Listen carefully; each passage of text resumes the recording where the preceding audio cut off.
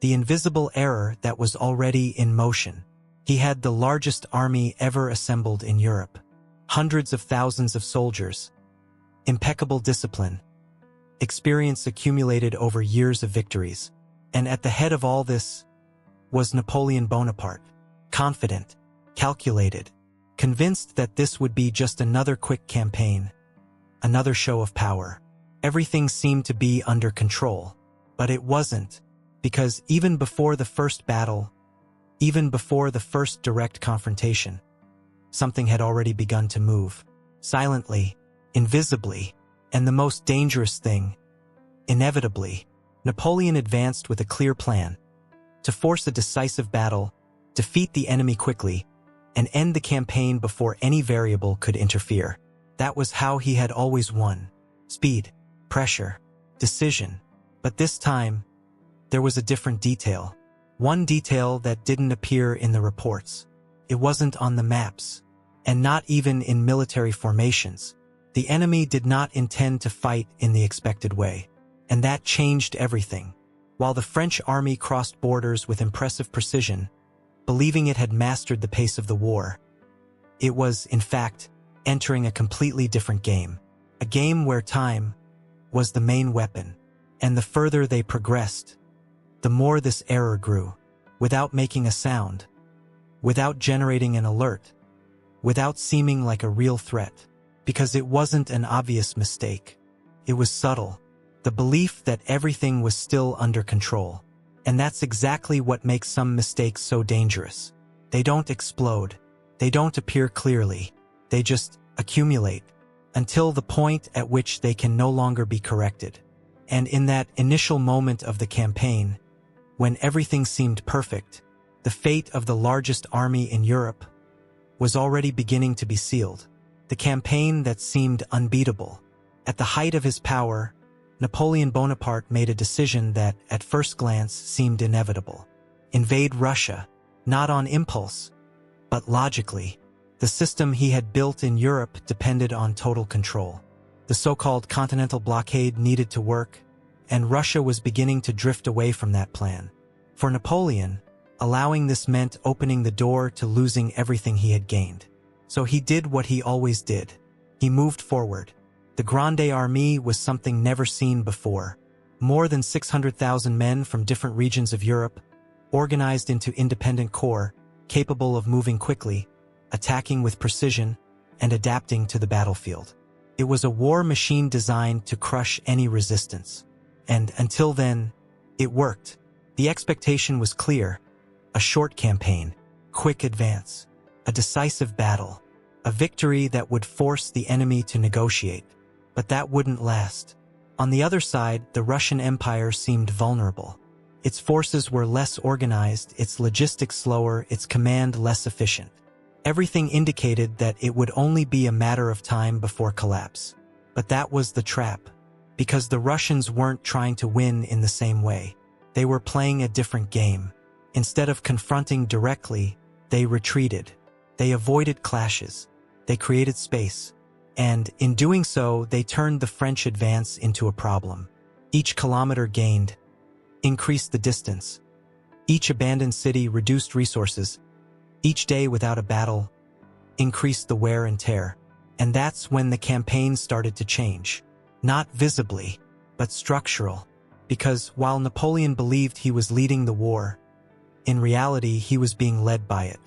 And the most dangerous thing, the thing is, he hadn't realized it yet. Because everything still seemed to be working. The army continued to advance. The discipline still existed. Confidence was still high. But beneath all of that, something was already breaking. And when it finally became visible, there would be no way to fix it anymore. The strategy that nobody noticed. First, everything seemed like just caution. The Russian forces were retreating, avoiding direct confrontation, ceding territory without significant resistance. For Napoleon Bonaparte, this was exactly what he had expected.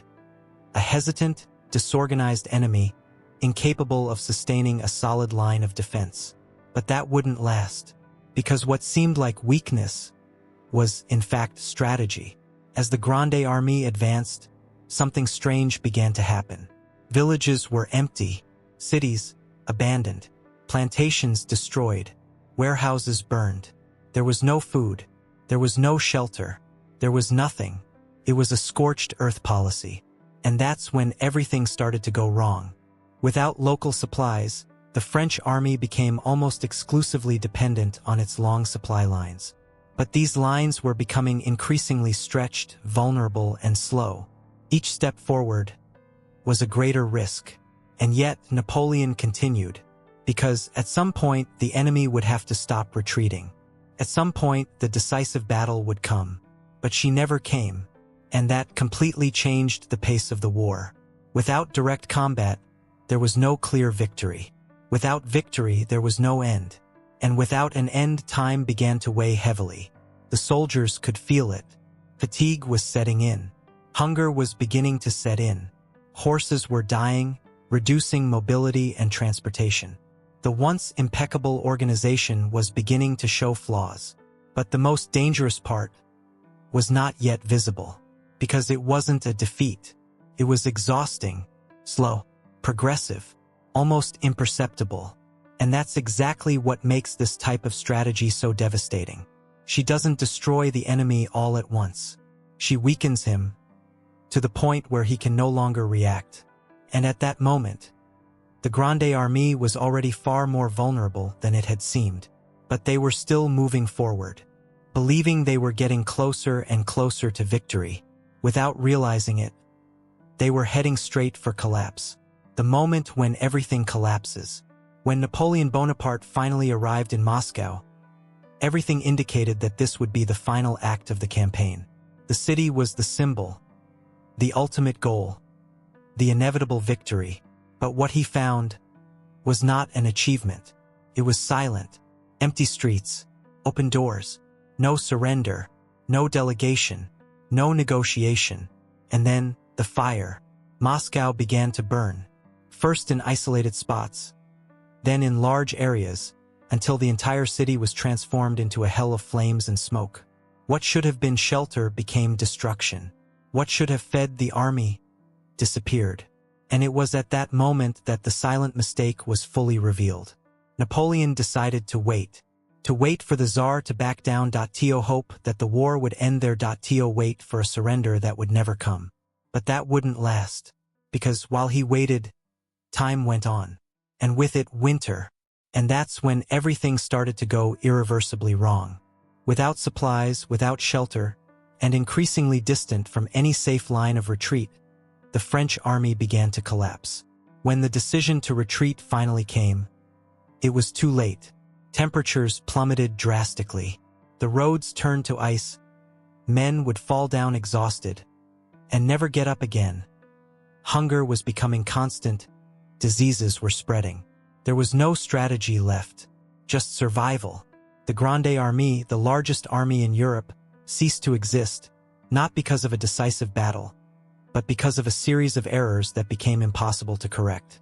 Of the more than 600,000 men who started the campaign, only a fraction managed to return. The impact was immediate. Napoleon didn't just lose soldiers. He lost his greatest weapon, the perception of invincibility. And when that image fell, Europe reacted. New alliances were formed. New wars have begun. And the empire that seemed impossible to defeat began to crumble. But the most impressive thing, the truth is, it didn't all start with one big mistake. It started with something far more dangerous. A silent mistake. The belief that he still had control, when, in fact, he had already lost it. In the end, the 1812 campaign proves one unsettling thing. Empires don't fall solely because of great defeats, but because of silent mistakes that go unnoticed until it's too late. If this video made you see the story in a different way, leave a like and subscribe to the channel for more stories like this. And comment below with the word control. Because it was precisely his illusion that changed everything.